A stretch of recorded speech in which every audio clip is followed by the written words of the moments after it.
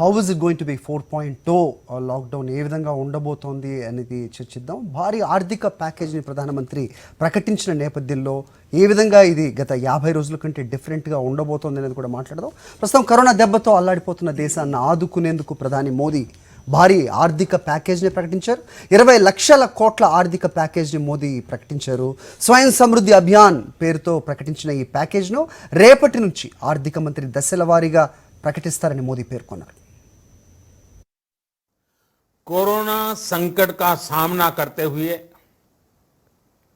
नए संकल्प के साथ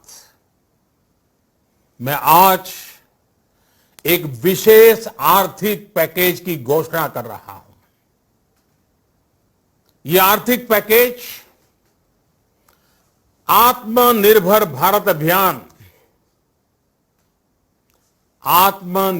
भारत अभियान की अहम कड़ी के तौर पर काम करेगा. साथियों, हाल में सरकार ने कोरोना संकट से जुड़ी जो आर्थिक घोषणाएं की थी, जो रिजर्व बैंक के फैसले थे और आज जिस आर्थिक पैकेज का ऐलान हो रहा है उसे जोड़ दें तो ये करीब करीब 20 लाख करोड़ रुपए का है. 20 लाख करोड़ रुपए का है. ये पैकेज भारत की जीडीपी का करीब करीब 10% है. इन सबके जरिए देश के विभिन्न वर्गों को आर्थिक व्यवस्था की कड़ियों को 20 लाख करोड़ रुपए का संबल मिलेगा, सपोर्ट मिलेगा. 20 लाख करोड़ रुपए का एक पैकेज 2020 में देश की विकास यात्रा को 20 लाख 2020 में आत्मनिर्भर भारत अभियान को एक नई गति देगा.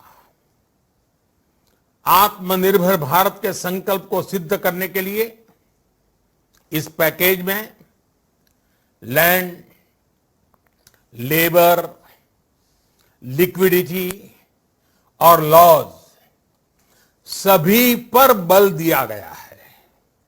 ये आर्थिक पैकेज हमारे कुटीर उद्योग, गृह उद्योग, हमारे लघु मंझोले उद्योग, हमारे एमएसएमई के लिए हैं जो करोड़ों लोगों की आजीविका का साधन है, जो आत्मनिर्भर भारत के हमारे संकल्प का मजबूत आधार है.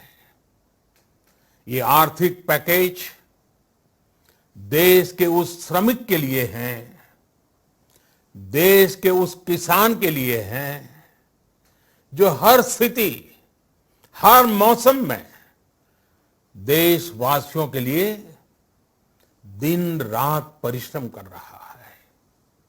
ये आर्थिक पैकेज हमारे देश के मध्यम वर्ग के लिए है जो ईमानदारी से टैक्स देता है, देश के विकास में अपना योगदान देता है.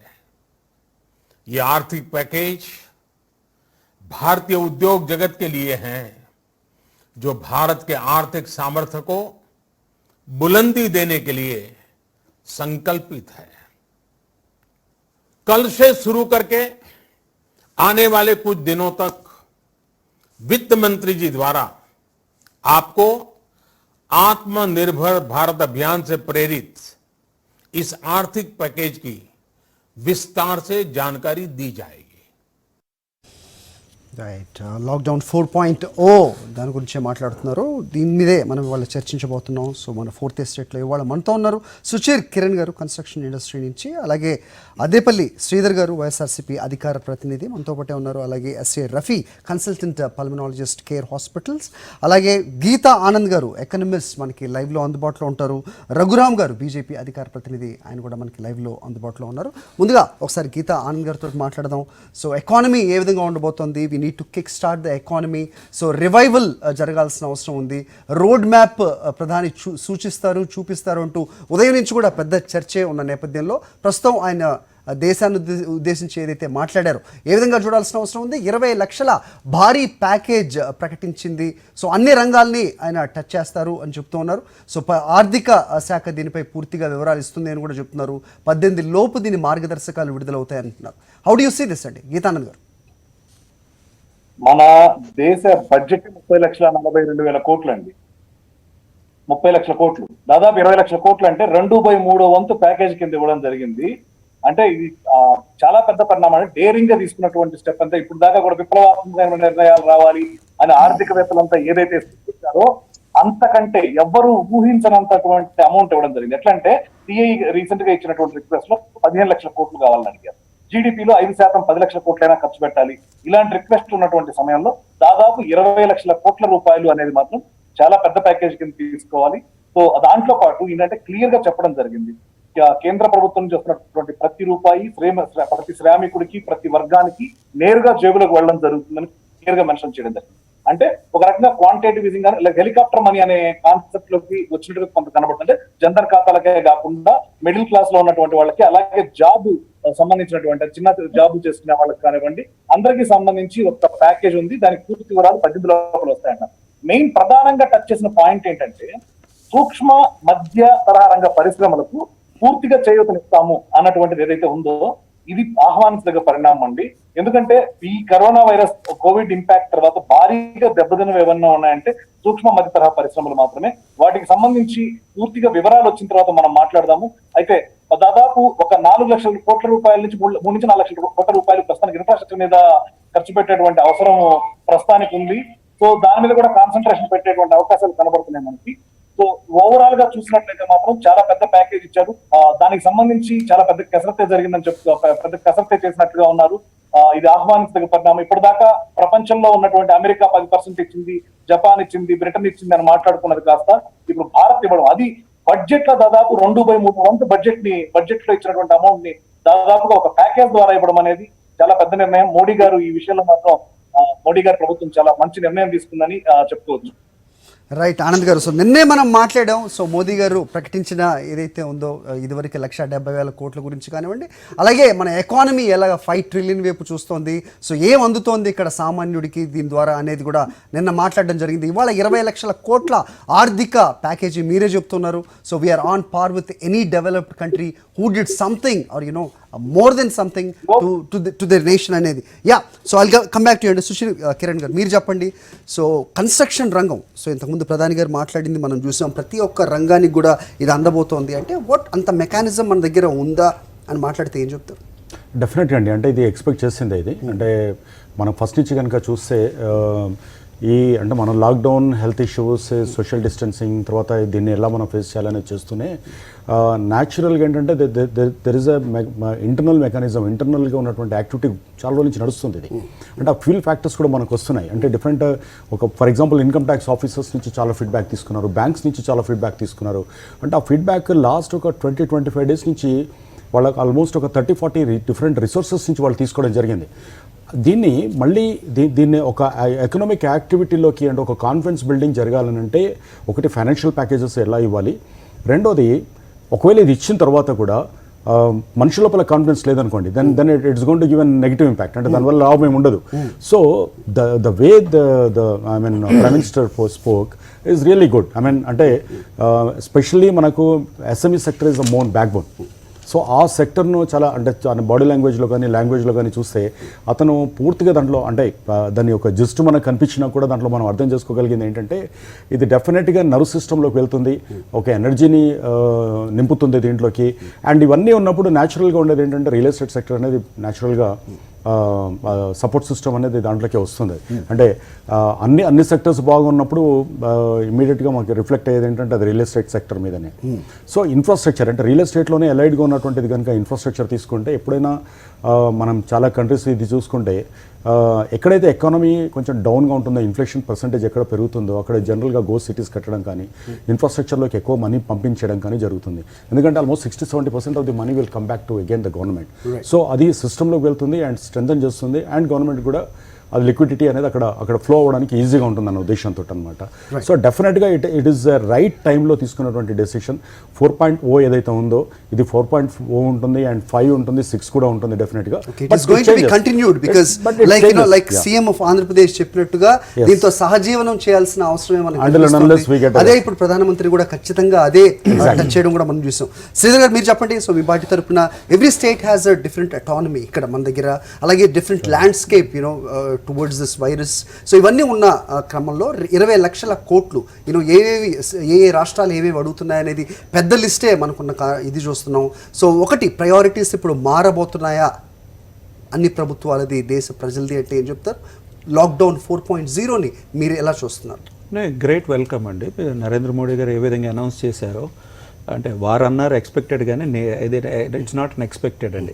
డిమాండ్స్ ఉన్నాయి వివిధ డిపార్ట్మెంట్స్ కానీ, వివిధ వింగ్స్ నుంచి, లేకపోతే వివిధ సెక్టర్స్ నుంచి, వివిధ రాష్ట్రాల నుంచి డిమాండ్ ఉన్నది.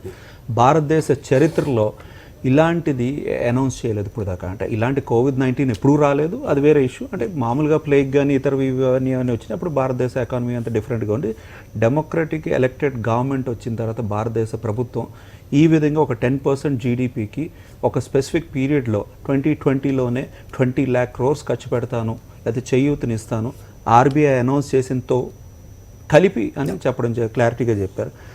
నరేంద్ర మోడీ గారు is a business man by birth. Then after that he has become a administrator and a politician or ప్రధానమంత్రిగా వచ్చారు. ఆయన వెరీ క్లియర్గా ఏది మాట్లాడినా అంటే ప్రతిదీ కూడా ఒక అంటే మొత్తం స్పీచ్ అంతా చూస్తే ప్రతి సెక్టర్ని టచ్ చేయడం మొదలుపెట్టారు. ల్యాండ్, లేబర్, లిక్విడిటీ లాస్ అంటే రిఫార్మ్స్ తీసుకుని వస్తున్నారు గ్రేట్గా. అంటే భారతదేశ ప్రభుత్వం ఇన్నాళ్ళు కొన్ని అంశాల్లో రిఫార్మ్స్ తీసుకుని రావాలంటే COVID-19 తర్వాత ప్రీ అండ్ పోస్ట్ ఎరాలో తీసుకుని వచ్చేయాలని చెప్పి డిసైడ్ అయ్యారు. సో అది అనౌన్స్ చేశారు. అంటే భారతదేశ చరిత్రలో జరగనివి, విననివి రిఫార్మ్స్ తీసుకుంటే easy to business, easy to do startup companies. దీని సెల్ఫ్ రిలయన్స్ అనేది ఎక్కువగా వినిపించింది. అంటే ప్రధానంగా ఆయన మేజర్గా ఫోకస్ చేశారంటే చైనా అనే దేశాన్ని గురించి మాట్లాడకుండానే ఇండైరెక్ట్గా మాట్లాడిందంటే ఏదైతే సెల్ఫ్ రిలయన్స్ బేస్ చేసుకుని ఈరోజు భారతదేశంలో 2 లక్షల పీపీలు కానీ 2 లక్షల N95 మాస్క్లు నెగ్లిజిబుల్ మ్యానుఫ్యాక్చరింగ్ ఉన్న భారతదేశం ఈరోజు పర్ డే మ్యానుఫ్యాక్చరింగ్ దశగా వెళ్ళాము. చెప్పుకుంటూ పోతే ఏదైతే లోకల్ అన్నారో గ్లోబల్ దాకా వెళ్ళాలి ప్రతి బ్రాండును. దానికి వోకల్గా ప్రజలందరూ కూడా ఫోకస్ చేస్తే అది గ్లోకల్ కింద ఒక బ్రాండ్ అయిపోతుంది. భారతదేశ బ్రాండ్స్ ఇంటర్నేషనల్ బ్రాండ్స్ అయితే ఎకానమీ బాగా డెవలప్ అవుతుంది. స్పెసిఫిక్గా రాష్ట్రాలకి ఏంటి దాని మిగతావన్నీ కూడా మా ఫైనాన్స్ మినిస్టర్ గారు అనౌన్స్ చేస్తూనే ఉంటానన్నారు. ఒక అనౌన్స్మెంట్ అనలేదు, ఆయన మాటల్లో పీరియడ్గా అనౌన్స్మెంట్స్ అనేవి రాబోతున్నాయి అన్నారు. అంటే స్పెసిఫిక్ ఫోకస్డ్ ఏరియాస్, స్పెసిఫిక్ యాక్టివిటీస్కి, స్పెసిఫిక్ సెక్టర్స్కి, అంటే మిడిల్ క్లాస్ దగ్గర నుంచి, ఇండస్ట్రీస్ దగ్గర నుంచి, సామాన్యుల దగ్గర నుంచి, ఫార్మర్స్ దగ్గర నుంచి, మత్స్యకారుల దగ్గర నుంచి అన్నీ టచ్ చేశారు. ఏ విధంగా అయితే ఆంధ్ర రాష్ట్రంలో జగన్మోహన్ రెడ్డి గారు నవరత్నాలు ఏ విధంగా టచ్ చేశారో అన్ని సెక్టర్స్ని టచ్ చేశారు. ఏ విధంగా అయితే ఒక ఇండస్ట్రియల్ యాక్సిడెంట్ అయితే ₹1,00,00,000 ఏదైతే ప్రాణాన్ని ఖరీదు కట్టలేము, బట్ ఏ విధంగా అయితే ఎక్స్పెక్ట్ చేయింది అపోజిషన్స్ డిమాండ్ కంటే మించింది ఏ విధంగా అయితే ₹1,00,00,000 ఏదైతే అనౌన్స్ చేశారో డెత్ అయినా సరే, బట్ స్టిల్ అదే విధంగా నరేంద్ర మోడీ గారు కూడా ఎక్స్పెక్టేషన్స్ మించి ఈ 20 lakhs బడ్జెట్ ఇచ్చారు క్రోర్స్. అది జీడిపిలో 10% అవుతున్నది. అర్లియర్ డిస్కస్ చేసినప్పుడు కూడా లాస్ట్ 1 week 10 daysలో ఒక 60 మంది అడ్వైజర్స్ ఉన్నారు నరేంద్ర మోడీ గారికి. అంటే ప్రైమ్ మినిస్టర్కి అడ్వైజర్స్ ఉన్నారు, గవర్నమెంట్ ఆఫ్ ఇండియాకి అడ్వైజర్స్ ఉన్నారు. అందులో ఒక అడ్వైజర్ వెరీ క్లియర్ కట్గా చెప్పారు, డోంట్ ఎక్స్పెక్ట్ ఎనీథింగ్. ఏదైతే ఆత్మనిర్భర్ భారత్ అభియాన్ అనే యోజన ఏదైతే ఉన్నదో అలాంటి దానికి డోంట్ ఎక్స్పెక్ట్ 5%, 10% ఆఫ్ జీడిపి మిగతా దేశాలకు ఇచ్చిన విధంగా మీరు అలాగే ఎక్స్పెక్ట్ చేయకూడదని చెప్పి క్లారిఫై చేయడం జరిగింది. బట్ ఆయన కూడా తెలియకుండా అంటే ఆయన ఎక్స్పెక్టేషన్స్ కూడా మించి ఈరోజు నరేంద్ర మోడీ గారు అర్లియర్ భారతదేశంలో ఎప్పుడైనా major economy దెబ్బతిందా 2008 to 2009, 8 and 9 and 10 అప్పుడు ఇంటర్నేషనల్ ఎకానమీ దెబ్బతింది భారతదేశ ఎకానమీ.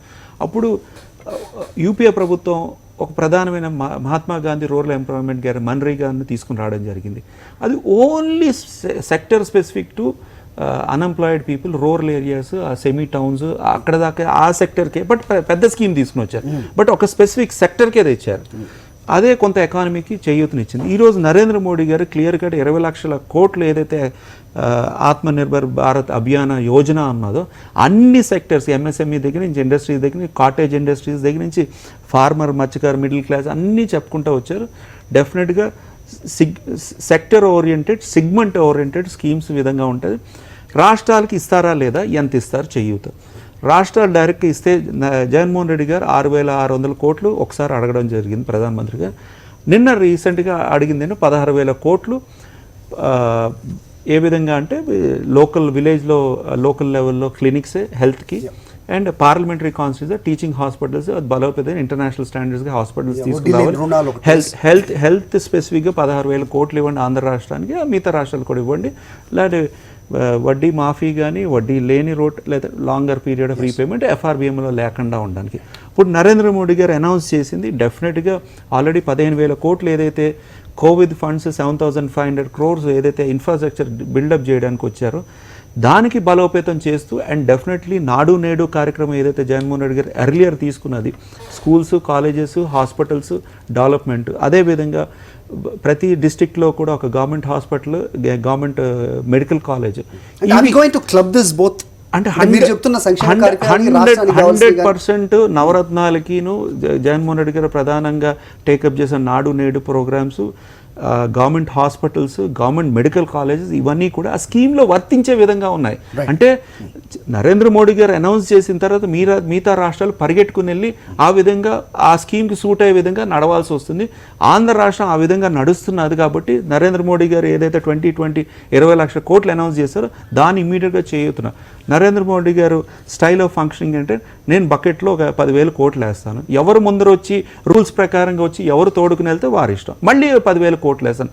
నాబార్డ్ ఫండింగ్ కానీ ఏ స్కీమ్ అన్నా తీసుకున్నా ఆయన అంటే కాంపిటేటివ్ స్పిరిట్ రాష్ట్రాల ముందర ఏదైతే స్మార్ట్ సిటీస్ కానీ స్మార్ట్ విలేజెస్ కానీ సేమ్ స్కీమ్ 100 స్మార్ట్ సిటీస్ నేను 100 కోట్లు ఇస్తాను, ఎవరు బెస్ట్ పెర్ఫార్మింగ్ వాళ్ళ ముందర 100 కోట్లు తీసుకోండి, అది యూటిలైజేషన్ సబ్మిట్ చేయండి, మళ్ళీ ఇంకో మిగతా సిటీలు టౌన్లు పెంచుకోండి. అంటే ఆ స్పిరిట్లో ఆయన ప్రతి స్కీమ్ ఉంది కాబట్టి ఆంధ్ర రాష్ట్రం అంటే ఇప్పుడు ఆంధ్ర రాష్ట్రం red, orange zone, green categories కానీ సిగ్మెంటేషన్ కానీ క్వారంటైన్ టెక్నిక్స్ కానీ హైయెస్ట్ భారతదేశంలో హైయెస్ట్ కోవిడ్ వైరస్కి టెస్టింగ్ కానీ ఇవన్నీ కూడా హీ వాంట్స్ దట్. అంటే మిగతా రాష్ట్రాలు చేసినా చేయట్లేదంటే ఒక ప్రధానమంత్రిగా అయినా మీరు సరిగా చేయట్లేదు అని అనలేదు కానీ ఏ రాష్ట్రాన్ని అంటే స్పెషల్లీ తెలంగాణ రాష్ట్రానికి కానీ వెస్ట్ బెంగాల్ అనలేదు కానీ వెస్ట్ బెంగాల్ మటుకు లెటర్ పంపించడం జరిగింది because it was a grave situation. But ఏదేమైనా ప్రధానంగా 5 రాష్ట్రాలు మహారాష్ట్ర, మధ్యప్రదేశ్, రాజస్థాన్, ఉత్తరప్రదేశ్ కంటే అవి హయ్యెస్ట్ వైరస్ లోడ్ ఉన్నది, ఇన్ఫెక్షన్స్ ఉన్నాయి. గుజరాత్ డెత్ ఆ విధంగా మనం లేవు. భారతదేశం హయ్యెస్ట్ టెస్టింగ్ ఉన్న రాష్ట్రాల్లో మనం ఉన్నాం. అండ్ భారతదేశంలో టాప్ 5 రాష్ట్రాల్లో ఏదైతే నరేంద్ర మోడీ గారు సెంట్రల్ గవర్నమెంట్ ఏదైతే గైడ్ లైన్స్ లాక్డౌన్ 2.0, 3.0 ఫాలో అవుతున్న రాష్ట్రాల్లో కూడా టాప్ 5లో ఉన్నాం. ఎకానమీ కూడా గాడిలో పెట్టే విధంగా ఆంధ్ర రాష్ట్రం అడుగులేస్తున్నది. రైట్. సో రఫీ గారు, సో రఘురామ్ గారి సమాధానం అలాగే ఆయన మాట కూడా తీసుకునే ముందు ఒకసారి రఫీ గారితో మాట్లాడదాం. సార్ చెప్పండి, సో ఇప్పుడు నంబర్స్ చూస్తే కనుక సో 40 లక్షలు దాటిపోయింది ప్రపంచవ్యాప్తంగా, వరల్డ్ వైడ్ చూసుకుంటే కరోనా వైరస్ ఏదైతే ఉందో. ఓబియస్లీ యూఎస్ ఎలా ఉంది, జర్మనీ, అన్ని కంట్రీస్ చూస్తున్నాం. కంపారిటివ్లీ 130 కోట్లు ఉన్న భారతదేశం గురించి కూడా మాట్లాడుతున్నారు.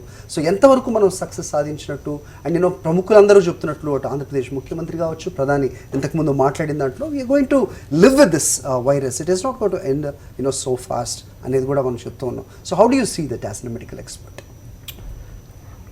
మోదీ గారు ఈరోజు ఆత్మనిర్భర్ భారత్ అభియాన్ ద్వారా ఇచ్చిన 20 lakh crores అనేది 10% of the GDP and 2/3 of the budget of this year.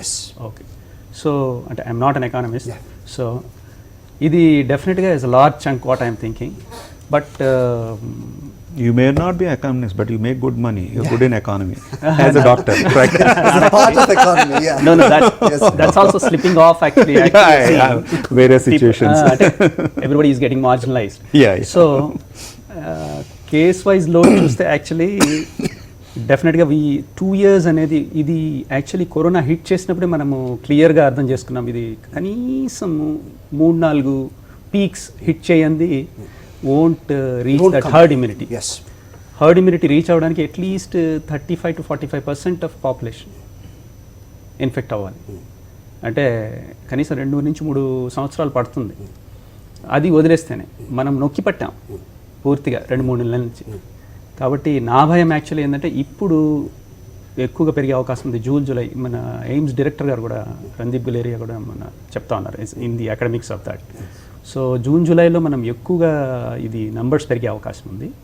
కాబట్టే పీపుల్ని ప్రిపేర్ చేయడం అంటే ఖచ్చితంగా మీరు దీన్ని మీతో ఇది సహజీవనం చేయబోతుంది, ఇలాగే ఉండాలి, తీసుకోవాల్సిన పరిమితులు మీరు ఏమేం చేయాలంటే సింపుల్ 3 టెక్నిక్స్ కానీ పూర్తి జనాభా పాటించగలిగితే safe distance, clean washing the hands, చేతుల శుభ్రత, దూరం పాటించడం, అండ్ దెన్ ముక్కుకి అడ్డు పెట్టుకోవడం. నేను మాస్క్ అనట్లేదు, స్కార్ఫ్ కావచ్చు, ఇంకోటి విధంగా కావచ్చు, లేకపోతే మన మోదీ గారు కండువా చుట్టుతున్నారు అలా కూడా కావచ్చు. ఏదో ఒక పద్ధతిలో చేయగలిగితే, ఈ 3 చేయగలిగితే చాలు శుభ్రంగా. అదొకటి. రెండోది ఈ కేసెస్ మీరు అన్నట్టు డెఫినెట్గా అనుకున్నంతగా మనం యాక్చువల్లీ లాక్డౌన్ సక్సెస్ అనే చెప్తాను నేను. ఇనిషియల్ ఫేజ్ చాలా వరకు ఎక్స్పర్ట్స్ చెప్పినట్టు ఆల్మోస్ట్ లకారానికి చేరిపోవచ్చు డెత్స్ అన్నారు. అలాంటిది మనం ఓన్లీ వేలల్లోనే చూస్తున్నాం, ఇంకా 2-3 వేలు, 2000 ప్లస్, వెరీ లెస్. సో కాకపోతే but the numbers are increasing. That what is the good news here is the mortality, right? So దాన్ని ఏ విధంగా చూడాలి? How do you compare with this? Medically what we are saying is by this time Italian, American కానీ even ఇండియాలోనే 2-3 strains ఉన్నట్టు ఒక అనుమానం. What we are seeing in Gujarat and Maharashtra where death rate is more, probably the strain which is little bit slightly tweaked strain ఉంది మనకి ఇక్కడ. అందుగురించి మన సైడ్ కొద్దిగా డెత్స్ తక్కువ ఉన్నట్టు అనిపిస్తుంది. కానీ ఓవరాల్గా ఇది కరోనా అనేది చాలా ఇప్పుడు వస్తున్న పేపర్స్ కానీ ఇలాంటి జర్నల్స్ కానీ చూస్తే ఆల్మోస్ట్ 78 చిన్నపాటి తన జన్యువుల మార్పులు చేసుకున్నాయి రకరకాల. అంటే టెస్టింగ్ ఒకటి చాలు, అంటే అది రెస్పాన్స్ ఇచ్చే విధం వేరువేరుగా ఉండొచ్చు. Testing what we are doing is a PCR is excellent.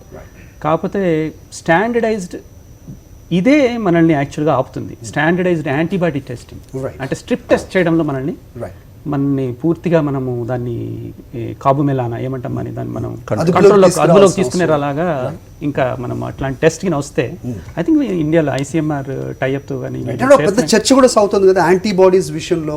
ఈ రంగంలో స్పెషల్గా భారతదేశం తీసుకుంటే కనుక టాప్ 3లో ఉండబోతోంది.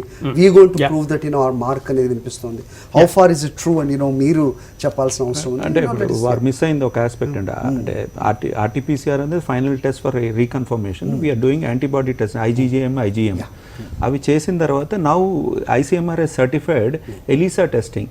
సో ఎలిసా టెస్టింగ్ ఏదైతే హెచ్ఐవికి చేసినో దాన్ని కన్ఫర్మ్ చేసి కోవిడ్ కావచ్చు అని చెప్పి నిన్న అంటే హార్డ్లీ 3 డేస్లో అనౌన్స్ చేశారు. So one is antibody testing IgM, which we have Andhra Pradesh government has specifically got from Korea, South Korea.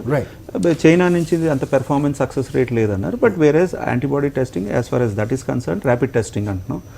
Then RTPCR which is a confirmatory test. In between COVID కావచ్చు అని చెప్పి ELISA testing తీసుకునొచ్చు. ఏదైతే tuberculosis ప్రమోషన్లో earlier then HIV testing ELISA ఈ 2 కలిపి modification తీసుకుని certify చేశారు. సో ఈ 3 కలిపి what he saying we are doing it in government మార్చుకుంటూ ఉంటుంది కాబట్టి సెన్సిటివ్ టెస్ట్ అనేది. కానీ నేను అంటే 1-2 విషయాలు యాడ్ చేయదలుచుకున్నాను ఇక్కడ. అంటే యూజువల్గా ఇది అదర్ కంట్రీస్లో చూస్తే ది బడ్జెట్ ఆఫ్ హెల్త్ కేర్కి యాక్చువల్లీ ఇప్పుడు మనకి ఇస్తున్న ఈ ప్యాకేజ్ ఇస్ మోర్ అన్ని ఆర్థిక పరంగా ఇట్స్ క్లబ్డ్ ఎవ్రీథింగ్. అందులో I am very much interested how much it is going to come for the health sector. Right. అలాగే చాలా రంగాలు ఉన్నాయి. సో ఉత్పత్తి రంగం, అలాగే మ్యానుఫ్యాక్చరింగ్ తో పాటు దాని అనుబంధ రంగాలు అన్నీ కూడా ఉన్నాయి. మీరు యాజ్ అ మెడికల్ ఎక్స్పర్ట్ గా మీరు ఏదైతే కీన్ గా ఉన్నారో వైద్య ఆరోగ్య రంగానికి ఎంత మేర ఇస్తారు అని చెప్పేది అందరూ కూడా ఎదురు చూస్తున్న క్రమం. ఆఫ్ కోర్స్ ఇంతకుముందు శ్రీధర్ గారు చెప్పినట్టు అనేకమైన చేంజెస్ కూడా ఉండబోతున్నాయి. ఒక డెసిషన్ కాదు, ఇది ట్రయల్ అండ్ ఎర్రర్ మెథడే మనకి ఇక్కడ మిగిలింది. Because this is never before situation కాబట్టి we have to just go according to the situation and the times. చిన్న బ్రేక్ వెళ్దాం, తిరిగి వద్దాం. అక్కడ మనకు మిగతా వాళ్ళు కూడా ఉన్నారు. బీజేపీ అధికార ప్రతినిధి రఘురామ్ గారితో కూడా మాట్లాడదాం. ప్రధాని ఏదైతే చెప్పారో, జాతిని ఉద్దేశించి ఏదైతే మాట్లాడారో ఆయన ఏ విధంగా చూస్తున్నారు, అలాగే లాక్డౌన్ 4 ఏ విధంగా డిఫరెంట్గా ఉండబోతుంది ఇప్పటి వరకు ఉన్న రోజుల్లో మాట్లాడదాం. చిన్న బ్రేక్ వెళ్దాం. Let's go for short break and fourth estate will be back. 20 లక్షల కోట్ల భారీ ఆర్థిక ప్యాకేజీ, అలాగే ఏ రంగాలకి ఏ విధంగా ఇవ్వబోతున్నారు, స్టేట్స్ డిఫరెంట్ ఎటానమీస్ ఉన్న కారణంగా ఏ విధంగా అయితే ఉండబోతోంది, ఒక్కొక్క రాష్ట్రంలో ఒక్కొక్క అవసరం పెద్ద లిస్టే ఉన్న క్రమంలో సో 18వ తారీఖు లోపు వీటి మార్గదర్శకాలు ఏ విధంగా ఉండబోతున్నాయి, గైడ్లైన్స్ ఎలా ఉండబోతున్నాయి అనేది కూడా మాట్లాడదాం. మనతో బీజేపీ అధికార ప్రతినిధి రఘురామ్ గారు లైవ్లో సిద్ధంగా ఉన్నారు. అడుగుదాం. రఘురామ్ గారు చెప్పండి, lockdown 4.0 how is it going to be different from the last 40+ days that that India is facing? ప్రపంచ విలయాన్ని మనంతా కూడా ఫేస్ చేస్తున్నాం. సో ప్రపంచమే విట్నెస్ గా ఉంది ఇవాళ. సో భారతదేశానికి వచ్చినప్పటికి పెద్దలు చెప్పినట్టుగా, చాలా మంది చెప్పినట్టుగా ఇవాళ 130 కోట్ల జనాభాని మరి ఉన్నప్పటికీ కూడా సో కేసెస్ విషయంలో ఇవాళ సీరియస్ కేసులు ఆంధ్రప్రదేశ్ లో 1000 ఉన్నాయి ఇవాళ. అంటే 2000 కేసులు ఉన్నప్పటికీ కూడా 800 మంది పైగా ఆంధ్రప్రదేశ్ మన డిశ్చార్జ్ అయ్యారు. అదేవిధంగా దేశవ్యాప్తంగా 22-24 వేల పైగా వాళ్ళ ఇళ్లకు వెళ్ళారు. సో 42,000 కేసులు మాత్రమే యాక్టివ్ గా ఉన్నాయి. ఇదే పెద్ద విజయం. మిత్రులు ఇందాక ఎవరు చెప్పారు. సో కరోనా విజయం అని, అంటే కరోనా మీద మనం కట్టడి విషయంలో భారతదేశం నియంత్రణలో ఉంది అని చెప్పొచ్చు. సో విజయం సాధించాలంటే ఇంకా చాలా ఉన్నది, ఏదో అయిపోలేదు ఇక్కడ తోటి. రేపొద్దున లాక్డౌన్ 4 విషయంలో ఏ విధంగా ఉండాలి అనే దాని మీద 17వ తారీఖు లోపులోనే ప్రధానమంత్రి, అదే కేంద్ర ప్రభుత్వం మళ్ళీ గైడ్ లైన్స్ ఇస్తుంది. ఆ గైడ్ లైన్ ప్రకారంగానే మనం అందరం కూడా జీవనాన్ని సాగించాల్సిన అవసరం ఉంటుంది. సో చాలా రోజుల పాటు, అంటే వ్యాక్సిన్ వచ్చే వరకు ఖచ్చితంగా దేశ ప్రజలంతా కూడా దీన్ని ఎదుర్కోవడంలోనే, ఈవెన్ గ్రామాలకి సోకకుండా, ఇవాళ పట్టణాల్లో జనాభా ఎక్కడైతే ఎక్కువ ఉన్నారో అక్కడే ఉంది కాబట్టి దీన్ని ఎదుర్కోవడంలో అందరం కలిసి సాయశక్తులా కృషి చేసి కట్టుబడి దీన్ని కరోనాని కట్టడి చేయాల్సిన అవసరం ఉందనేది ఒక మెయిన్ ఎజెండాగా మనం అంతా కలిసి అనుకోవాల్సి. ఇకపోతే ప్యాకేజ్ విషయానికి వచ్చేటప్పటికి మనం చాలా 10 రోజుల నుంచి కూడా అమెరికా గానీ, జపాన్ గానీ, లేకపోతే ఇటలీ గానీ, ఫ్రాన్స్ గానీ, ఇలా వివిధ దేశాలు అనౌన్స్ ప్యాకేజీల విషయంలో చాలా మంది కంపేర్ చేస్తూ వచ్చారు. ఏమిటి 1,75,000 కోట్ల కేంద్రం ప్రకటించింది, ఎంత అయిపోతుందా, ఎకానమీ ఎక్కడిపోయింది అని రకరకాలుగా మాట్లాడారు. నిపుణులు మాట్లాడారు, చాలా మంది మాట్లాడారు. అనేక అసోచామ్ గానీ, అదే ఫిక్కీ గానీ, సిఐఏ గానీ అనేక సజెషన్లు ప్రభుత్వానికి కూడా ఇచ్చాయి. ఈ విధంగా ఉంటే బాగుంటుంది, 5 లక్షల ప్యాకేజ్ ఉండాలి, ఎవరు వాళ్ళ అభిప్రాయాలను వ్యక్తం చేశారు. అదేవిధంగా కేంద్రం కూడా ఈ ఇన్ని రోజుల నుంచి కూడా ఏదో ఆదరాబదరాగా ప్యాకేజీ అనౌన్స్ చేయకుండా ఒక ప్రణాళికాబద్ధంగా దేశంలో ఉన్నటువంటి ముఖ్యమంత్రులు, అదేవిధంగా దేశంలో ఉన్నటువంటి నిపుణుల్ని, అదేవిధంగా ఆర్థిక నిపుణుల్ని, ఇండస్ట్రీని, అనేక బ్యాంకర్స్ ని అందరితోనూ కూడా మాట్లాడిన తర్వాత ఒక అద్భుతమైనటువంటి ప్యాకేజీని, వాళ్ళు ఎవరు ఊహించినటువంటి ప్యాకేజీని తీసుకొచ్చి దేశాన్ని ఏ విధంగా ముందుకు తీసుకెళ్లాలి, ఏ విధంగా ఈ కరోనా నుంచి ఆర్థిక రంగానికి మనం ముందుకు, అంటే ప్రపంచ దేశాల్లో మనం ఒక బలమైన శక్తిగా నుంచోవాలి, నిలబడాలని అనుకుంది. మీరు చెప్పినట్టు ఇంతకు హెల్త్ సెక్టర్ విషయంలో రాష్ట్రం అడిగింది కరెక్టే. అయితే కేంద్రము గతంలోనే దీని మీద ప్రతి జిల్లాకి, ఈవెన్ అవసరమైతే పార్లమెంట్ కి కూడా ఒక ఎయిమ్స్ లాంటి ఇన్స్టిట్యూట్ ని పెట్టాలనే ఉద్దేశంతో సంకల్పం చేసింది. అలాగే ఆంధ్రప్రదేశ్ కి ఇప్పటికే 1/2 ఎయిమ్స్ లాంటి సంస్థలను ప్రకటించింది. భవిష్యత్తులో ఇంకా అంటే ప్రతి జిల్లాకి ఒక అధునాతనమైనటువంటి హెల్త్ సంబంధించినటువంటి ఒక హాస్పిటల్ ని, మల్టీ సూపర్ స్పెషాలిటీ హాస్పిటల్ ఇవ్వాలనే ఉద్దేశంతో మనం ఆల్రెడీ అనౌన్స్ చేసింది. సరే, హెల్త్ విషయం అయితే అనేక సెక్టార్ ని వాళ్ళ ప్రభుత్వం, ప్రధానమంత్రి గారు మాటలు మనం చెప్తే ఆత్మనిర్భర భారత్ అభియాన్ అన్నారు. అంటే ఒక స్వయం సేవక్తతో, ఒక స్వదేశీ నినాదంతో ఇన్నేళ్లుగా మరుగుడు పడినటువంటి కేవలం నినాదానికే పరిమితమైనటువంటి మనం చూసే మేక్ ఇన్ ఇండియా గత 6 సంవత్సరాలుగా కేంద్ర ప్రభుత్వం వచ్చిన తర్వాత నుంచి దీని మీద ఏ విధంగా, ఈవెన్ ఎలక్ట్రిసిటీ విషయం తీసుకున్నా, అదేవిధంగా అనేక రంగాలలో ఎంఎస్ఎంఈ సెక్టర్ ఇవాళ 47-46% పైగానే భారతదేశంలో ఎక్స్పోర్ట్స్ లో ఎంఎస్ఎంఈ నుంచి వస్తున్నాయి. సో దాన్ని దృష్టిలో పెట్టుకుని చిరు వ్యాపార దగ్గర నుంచి చిన్న కూరగాయలు తోపుడు బండి అమ్ముకునే వ్యక్తి వరకు కూడా, అంటే కూలీ నాలిచ్చి చిన్న కూలి పని చేసుకున్నటువంటి గ్రామాల్లో వ్యక్తి దగ్గర నుంచి ఆలోచించి ఒక అద్భుతమైన ప్యాకేజీని ప్రకటించడం జరిగింది. దీని విధి విధానాలు ఏ సెక్టార్ కి ఎంత, ఎలాగా, ఏమిటి అనేది రాబోయే రోజుల్లో 2-3 రోజుల్లో కేంద్ర ప్రభుత్వం మంత్రి గారు ప్రకటిస్తారని చెప్పి ప్రధానమంత్రి చెప్పారు. దాన్ని ఖచ్చితంగా ఆశిద్దాము.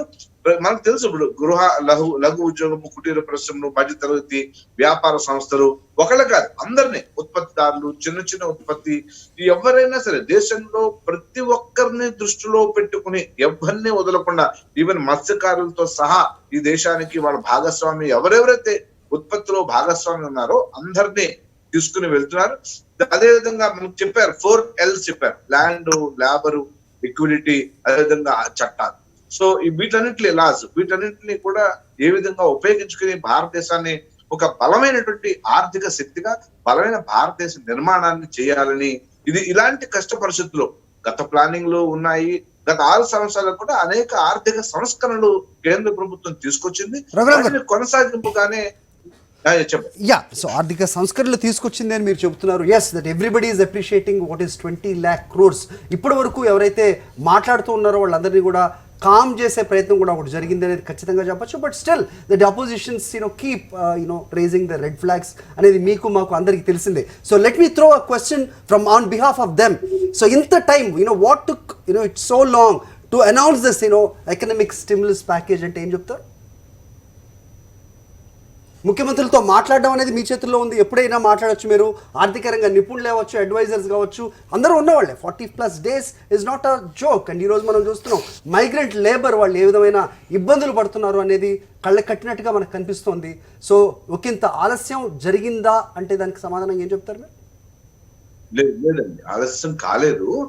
ఇంత పెద్ద ఉపద్రవం వచ్చినప్పుడు కొద్దిమంది ఖచ్చితంగా కొందరు సఫర్ అవుతారు. ఇప్పుడు డిమాండేషన్ చేసినప్పుడు కూడా కొంతమంది సఫర్ అయినప్పటికీ ప్రభుత్వం సహకరించి ఒక పెద్ద యజ్ఞం చేస్తుంది ప్రభుత్వం. దాంట్లో పార్టిసిపేట్ చేయాలని, మనం భాగస్వాములు కావాలనే ఉద్దేశంతో ఇవాళ కొంతమంది ఎక్కడన్నా సఫర్ అవ్వకుండా ఉండరు. ఇది చిన్న ఉపద్రవం కాదు, ప్రపంచాన్ని గుదిపేసినటువంటి ఉపద్రవం. కాబట్టి ఇవాళ 45 రోజుల పాటు 46 రోజుల పాటు ప్రజలంతా కూడా సహకరించారు. ఎందుకంటే మన కోసము మనం అంటే ప్రతి ఒక్కరి కోసము కూడా ఇది ఎవరికి వాళ్ళు దాన్ని సహకరించుకోవడం, మనకు మనం సహకరించుకున్నట్టే. కాబట్టి ఇది ప్రభుత్వం ఆలస్యం కాలేదు, ఇది చాలా ఆలోచన చేయాల్సిందండి. అంటే మీరు మీ ఆన్సర్ కన్నా కూడా లాక్డౌన్ 1.0, 2.0, 3.0 ఉంది కాబట్టి నరేంద్ర మోడీ గారు 4.0 అనౌన్స్ చేయకముందే 4.0 రంగు రుచి మార్పులు అన్నీ వస్తాయి కాబట్టి వెసులుబాట్లు అన్నీ స్టార్ట్ అయిపోయినాయి కాబట్టి ఏదైతే ఫైనాన్షియల్ ప్యాకేజ్ అనౌన్స్ అయితే అది సద్వినియోగం చేసుకోవడం రాష్ట్రాలు రెడీగా ఉంటాయని అందుకని ఈరోజు నరేంద్ర మోడీ గారు అనౌన్స్ చేశారు. నేను బలంగా నమ్ముతున్నాను. కానీ ఎటొచ్చి శ్రీహర్ లేవనెత్తిన అంశాలు ఏంటంటే మేజర్గా భారతదేశంలో ఈ మైగ్రెంట్స్ వలస కూలీలకి ఇబ్బంది కలిగింది. మీరు ఇందాక అన్నారు ఈ మార్పులని చేయడానికి యజ్ఞం ఇవంతా ఉన్నాయి. ఈ యజ్ఞంలో కూడా అతి సామాన్యులు ఏమీ లేని వాళ్ళు వలస కూలీలు బాగా దెబ్బతిన్నారు, బాగా నష్టపోయారు. అది ఇబ్బంది కలిగింది. దాంట్లో ఖచ్చితంగా సెంట్రల్ గవర్నమెంట్ గైడ్ లైన్స్ కానీ central government Covid control mechanism manage చేసే మొత్తం థింక్ ట్యాంక్ కానీ లేకపోతే ఆఫీసర్స్ కానీ ఆ విధంగా కొంత తప్పులు జరిగినాయి అని డైరెక్ట్గా చెప్పవలసి వస్తున్నది. ఎందుకనంటే ఈ రోజుకి కూడా లక్షల్లో రోడ్డు మీద నడుచుకుని వెళ్ళే స్థితిలో ఉన్నది. మనం వేసే ట్రైన్లు సరిపోవట్లేదు. అంటే గుడ్ మూడ్లో అందరూ ఉన్నారు, అది రైటే, నో ప్రాబ్లం. 20 లక్షల కోట్లు అంటే not a small thing. But simultaneously ఒక 20 లక్షల మంది నడి రోడ్డు మీద నడుస్తున్నారు, ఏమీ లేకుండా ఉన్నారు అని అంటే ఇందాక సాక్షిలో కూడా చూపించారు, పలు ఛానల్లో కూడా చూపిస్తున్నారు, నేషనల్ లెవెల్లో కూడా చూపిస్తున్నారు. దానికి కూడా ఎమర్జెంట్గా ఇమ్మీడియట్గా సెంట్రల్ గవర్నమెంట్ నరేంద్ర మోడీ గారు కూడా ఆలోచించాలి. అక్కడ కొంత బ్యాక్ ఎండ్ మెకానిజం ఫెయిల్ అయిందని నేను బలంగా నమ్ముతాను. అక్కడ కొంచెం క్వశ్చన్స్ వెనక్కి వస్తున్నాయి కదా అనేదే మా విషయం sir. So that everybody is, నేను ఇంతకుముందు చెప్పినట్టు మళ్ళీ లెట్ మీ రీట్రేట్ 20 లక్షల కోట్లు ఆయన అనౌన్స్ చేయడం అనేది ఎవరు కూడా ఎక్స్పెక్ట్ చేయనిది. బట్ యా, మైగ్రెంట్ లేబర్ని నిజంగా అది ఒక అంశం కాదు. ఈ రోజు మొత్తం నేషనల్ మీడియా అంతా కూడా మాట్లాడుతుంది.